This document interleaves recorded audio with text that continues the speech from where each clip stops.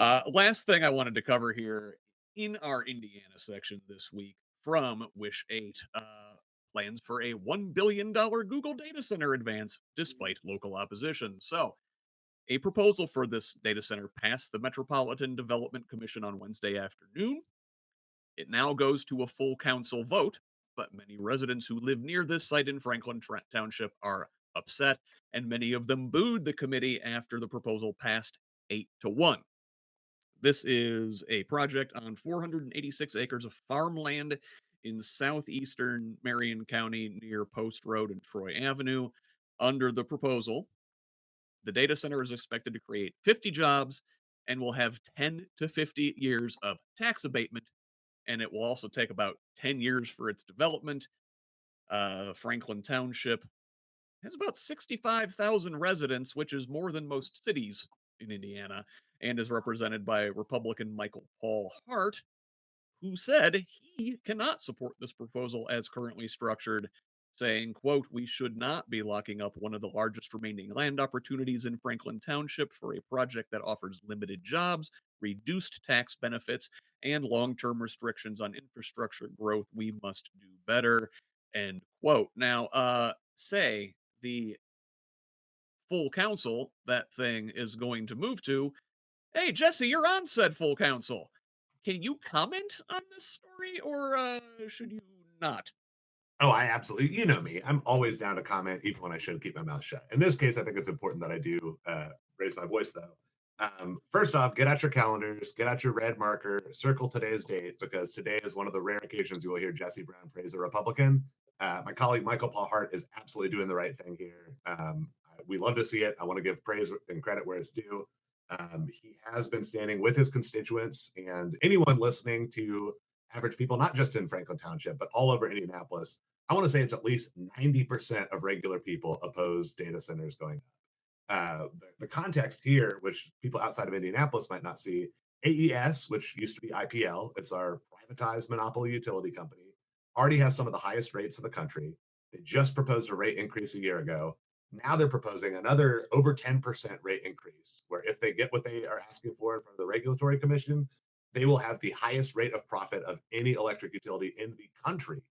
So that's the existing status quo. And now we're trying to add a massive increase in our usage of power and water, actually, in Indianapolis. Everyone sees the writing on the wall. This is going to jack people's electricity rates up even higher. For what, right? You said 50 jobs. That's at the end of the 10-year proposal. Year one, they're promising, not promising, they're anticipating 3 jobs after the first year. So this is just like a laughably tiny amount of promise. We talked earlier in the show about a lot of times these companies don't even fulfill their promises anyway. So when they're not even Yeah. promising anything worth a damn, why would we, put so much taxpayer money, so much resources at these folks' disposal? I think as of this morning, we have 13 committed no votes. When it goes in front of the full city council, we need a 60% vote in order to override the Metropolitan Development Commission. So ironically, and I called them out. I made fun of the Republicans for not standing with their fellow Republican as he's doing the right thing. They have now put out a statement, and every Republican counselor on the Indianapolis caucus, every Republican in the caucus on the council, is now publicly committing that they will stand with Michael Paul Hart and vote no on the data center. You know, I think Riley made a great point earlier, which is we love to hear that commitment and we want them to actually live through with it, which they haven't always done, at the state level anyway. But that's better than what a lot of Democrats have done. There have been 4 other Democrats with me who have publicly issued statements saying we're opposed to this data center as well. But Bob Osley, the president, and Maggie Lewis, who's the Democratic caucus leader, have not said a word about it, and several other of my Democratic peers have not either. We cannot give away the moral high ground on this important issue. It's not just like a culture war issue. This is a deep economic issue where we're in bed with one of the biggest corporations in the world. This is not what our constituents want. I don't care what political label they use. I don't care how they normally vote. This would be the dumbest thing in the world to make it look like Democrats are the party of giving away resources to a big tech business, right? So please, I'm begging my peers, come out. Let's make this 25-0, unanimously opposed to the data center. This is a slam dunk political thing. Okay, well, I guess let me play devil's advocate for a second and say, Riley, we don't want these data centers in our neighborhood, but like, We want data, right? I mean, where where are we going to put these things? Should we figure out other ways to store huge amounts of data? Um, I don't know how to handle this because we are such a data-driven society. We've got tons and tons of data stored in the cloud all over the place. I mean, these things are going up in communities all over Indiana and all over the country, taking up, giant amounts of resources, like Jesse said.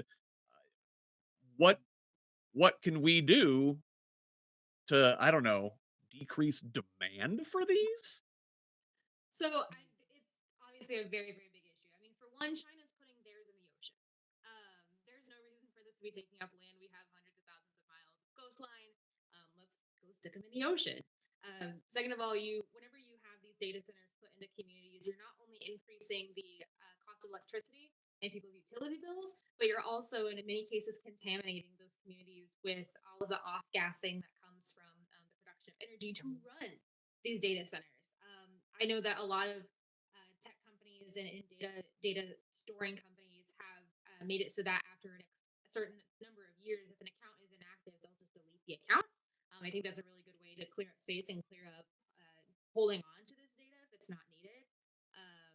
Yeah, I don't understand why this is even a partisan issue at all. You're putting your people's health at risk. Well, I mean, you're putting companies' profits above people's health, people's livelihoods, people's ability to keep the lights on. Because in other states, I think in New Jersey, people have seen like a $300 spike a month in their electricity bills. So I don't understand why people are begging for that to come to Indiana when people are already struggling with poverty as is in Indiana, especially.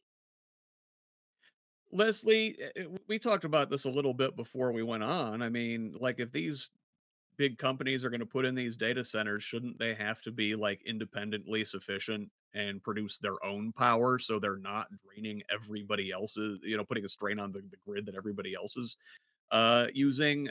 Same thing with their water resources that they take up. I don't know how they do that. Definitely. Should they be treating their own? I mean, like, there's got to be something that we can do. Yes. I was radicalized as a child by watching the original cartoon from the book The Lorax. And, Love me some there's a Seuss. new Yeah. thing that's saying, we are losing our fresh water. And I've been saying for years, water wars will be coming. And our grandchildren and great grandchildren will be so devastated because giving away and ruining this most precious resource is unconscionable. And yes, I think that this is an idea that is not fully fledged. Using all this water for data is suicidal. And I find it ridiculous, right? This 400 and however many acres, right? When people were complaining in the last election about these solar farms where I would say, but after 10 or 15 years, you can take down solar panels if you want to reclaim the farmland. But when you put buildings on farmland, do you think that's going to be easy to take down? No, it's not.